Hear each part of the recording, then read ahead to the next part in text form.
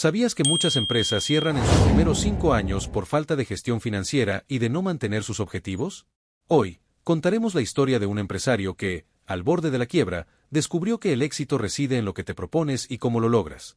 Prepárate para una información que podría cambiar tus perspectivas. A continuación, escucha el mensaje de Tito. Sin excesos. Busca siempre la sobriedad y la naturalidad. El artificialismo no solo distorsiona la percepción, sino que también genera un desgaste innecesario en el equipo y en los recursos.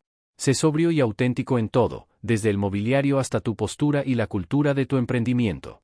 Si intentas aparentar más de lo que eres, terminas perdiéndote en la superficialidad. El éxito se encuentra en lo genuino y bien fundamentado. Hoy, vamos a explorar cómo esta verdad transformó la vida de un hombre y de todos a su alrededor. Quédate con nosotros, porque Apolo nos traerá una historia que demuestra, menos es más, y lo esencial es invisible a los ojos. Víctor, a sus 32 años, era un empresario de éxito, o eso parecía. Su empresa, Maderas y Sueños, especializada en muebles a medida, celebraba 9 años en el mercado, con 40 empleados y una reputación sólida construida a lo largo de los años. A primera vista, los números estaban en orden, una cartera de clientes envidiable, clientes leales y una creciente presencia en las redes sociales. Sin embargo, lo que pocos sabían era que, tras bambalinas, había una realidad mucho más compleja y angustiante. Los números, lejos de ser positivos, se estaban convirtiendo en una prisión. El flujo de caja no cuadraba desde hacía 2 años, y las deudas se acumulaban mes tras mes. Los proveedores presionaban, cobrando pagos atrasados, y Víctor, urgido por la situación, empezó a pagar salarios con préstamos personales, en un intento por mantener las apariencias y garantizar la estabilidad de la empresa. El peso de la crisis financiera se hizo cada vez más difícil de sobrellevar. Pero había algo aún más devastador, la crisis existencial. Víctor, el soñador que lo inició todo con una pequeña carpintería, ahora se veía como una figura distante de la persona que era. Hoy, es un hombre que se mira en el espejo, pero no reconoce su propia imagen. Era un actor en un escenario que se desmoronaba.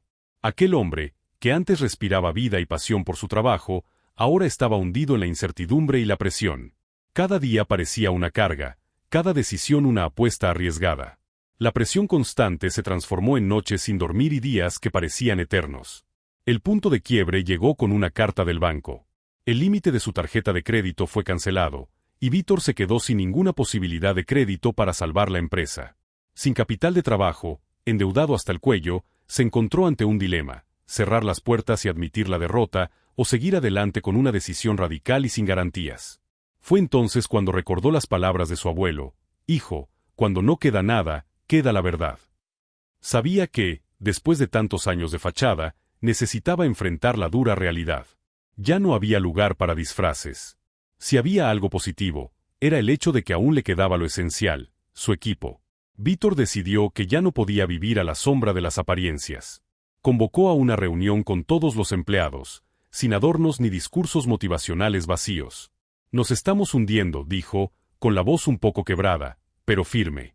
«Pero intentaremos un último movimiento: cortar todo lo que no es esencial». No era solo una frase de efecto. Era una propuesta arriesgada, un intento de salvar lo que quedaba, enfocándose en lo que realmente importaba. El primer recorte fue el más doloroso: la lujosa oficina en el centro de la ciudad.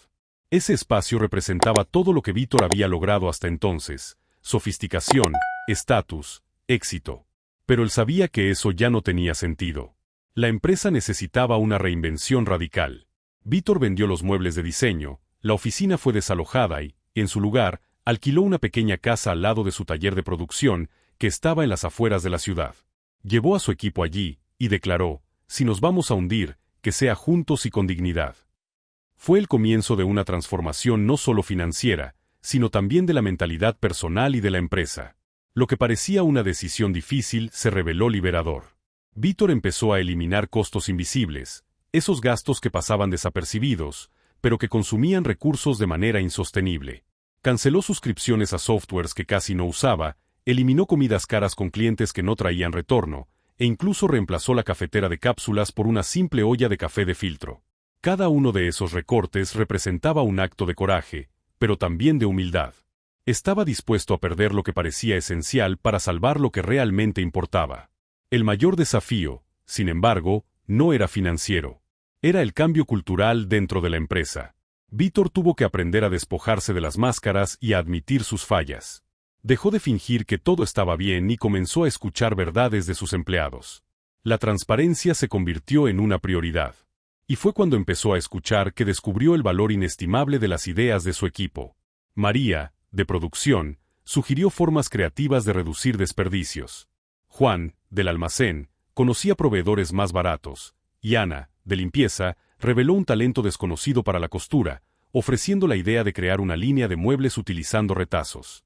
Cada nueva idea trajo un soplo de esperanza y reveló la fuerza del colectivo. No obstante, todavía había un miedo persistente.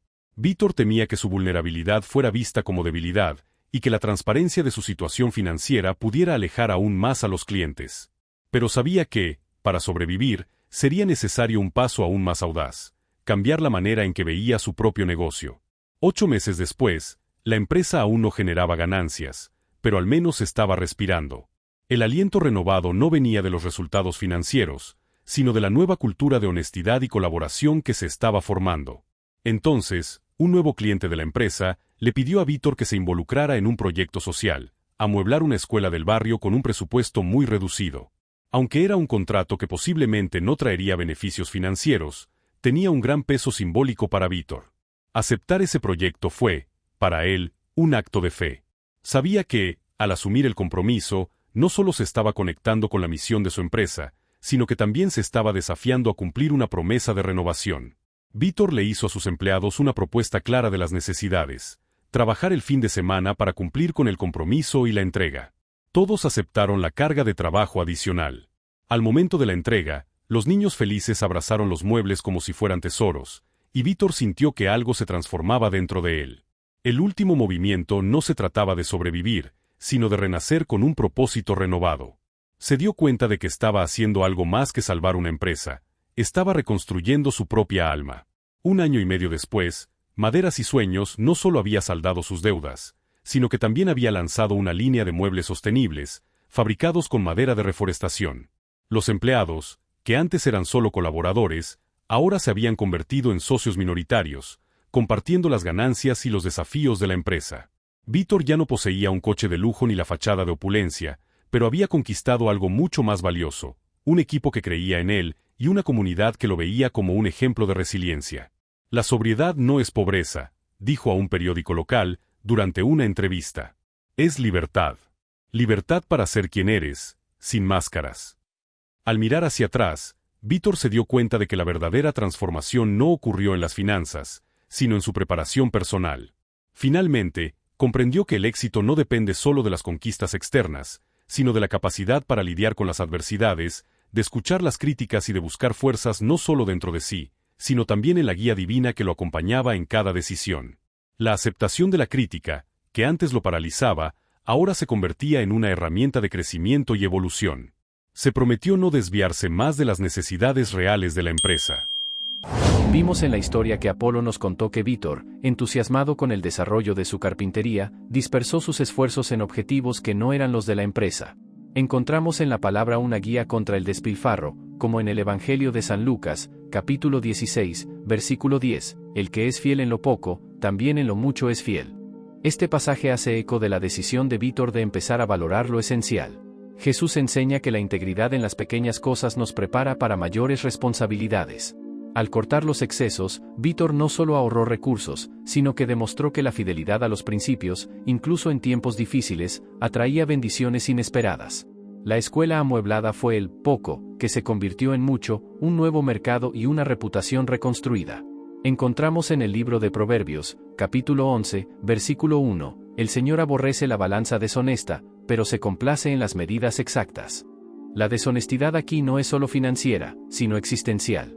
Cuando Vítor ajustó su balanza, al dejar de fingir el éxito, Dios honró su transparencia, y la comunidad respondió recíprocamente con lealtad. La medida exacta, en este caso, fue la autenticidad. Encontramos en el Evangelio de San Mateo, capítulo 6, versículos 19 al 21, no se hagan tesoros en la tierra, sino háganse tesoros en el cielo. Vítor cambió el tesoro terrenal, como el estatus y las apariencias, por el celestial, que son los buenos propósitos y las relaciones con el barrio y con sus colaboradores. Los muebles para la escuela fueron su tesoro en el cielo, una inversión en valores eternos que rindieron frutos terrenales. Ahora, Apolo nos llevará a reflexionar, ¿cómo podemos aplicar estas lecciones en nuestras propias crisis? La respuesta puede estar más cerca de lo que imaginamos. La historia de Vítor nos invita a una pregunta incómoda. ¿Cuántas máscaras usamos a diario? Vivimos en una era que confunde el éxito con la visibilidad. Pero la verdadera prosperidad, como vimos en las Escrituras, nace de la integridad. Vítor no salvó su empresa solo, permitió que la verdad lo salvara. Al eliminar lo artificial, creó espacio para lo genuino, la creatividad de María, la lealtad de Juan, la esperanza de los niños de la escuela. Esto es sobriedad en el coraje de ser suficiente. Los pasajes bíblicos no condenan la riqueza, sino la deshonestidad que la rodea. Cuando Jesús habla de la balanza deshonesta, nos advierte sobre el peligro de medir la vida con los estándares de otros. Vítor aprendió que el mucho no es tener más, sino ser más. Y para ti, ¿qué sería ideal eliminar de tu vida para encontrar lo esencial? Seguiremos conversando y mejorando en nuestros encuentros. En la descripción, podrás encontrar un interesante enfoque sociológico de lo que se presentó en este video. Si este video resonó contigo, ayúdanos a llevar este mensaje adelante. No olvides suscribirte y activar la campanita para no perderte nuestras reflexiones semanales. Tus comentarios son nuestro combustible. Comparte tus propias historias de sobriedad y transformación. Juntos, podemos construir una comunidad que valora lo genuino. Usa este video para ayudar a alguien que necesite escuchar estas palabras. Qué bueno que llegaste hasta aquí, para que podamos ofrecer otro video que aparece en la pantalla ahora. La idea es que mejoremos la introspección sobre el tema. Nuevamente, gracias por estar aquí y por ser parte de Pensar Fuerte. Estos caminos seguirán en dirección al desarrollo y crecimiento de nuestras conciencias. Mantente atento y dedicado como nosotros, que nos volveremos a ver pronto.